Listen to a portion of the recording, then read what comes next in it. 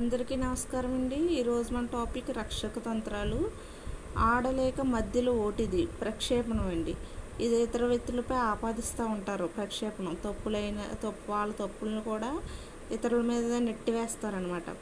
Next వచ్చి అందరి ద్రాక్ష పుల్లన హేతుకీకరణ కూడా ప్రక్షేపణ హేతుకీకరణ ఇంచుమించు ఒకలాగా అనిపిస్తాయండి. హేతుకీకరణకు వచ్చి తను చేసింది తప్పైనా ఆ పనిని సమర్థించుకుంటాడు.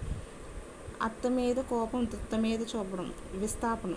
విస్థాపనం అంటే ఇప్పుడు ఒక ఐఏఎస్ ఆఫీసర్ ఉన్నారనుకోండి, పోలీస్ ఆఫీసరు, తనకన్నా తక్కువ స్థాయి ఉన్న ఎస్ఐడి ఇలాగా కానిస్టేబుల్ మీద కోపం చూపించడం, ఈ కానిస్టేబుల్ వెళ్ళి దొంగ మీద కోపం చూపించడం, ఇలాగా విస్థాపనం జరుగుతూ ఉంటుందన్నమాట.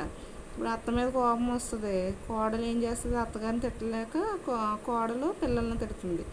పిల్లలు ఏం చేస్తారంటే ఆ కోపాన్ని తీసుకెళ్ళి కుక్క పిల్ల మీద ఎనిమిది చూపిస్తారు. అలాగే విస్థాపన కోపాన్ని తన తక్కువ స్థాయి వాళ్ళ మీద చూపించడం అన్నమాట.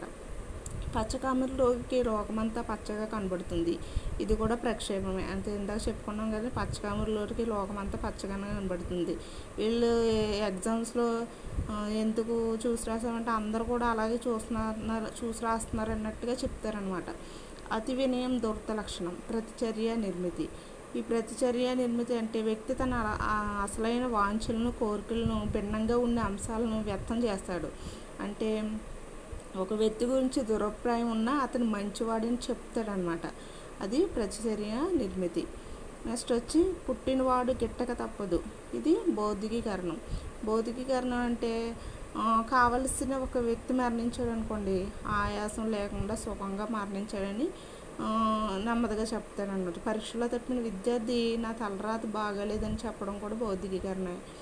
నెక్స్ట్ వచ్చి తాను పట్టిన కుందేలుకు 3 కాళ్ళు అనడం హేతుకీకరణం. ఇందా చెప్పుకున్నాం కదండి, అందరూ అలాగే చేస్తారు అని చెప్పడం అంటే.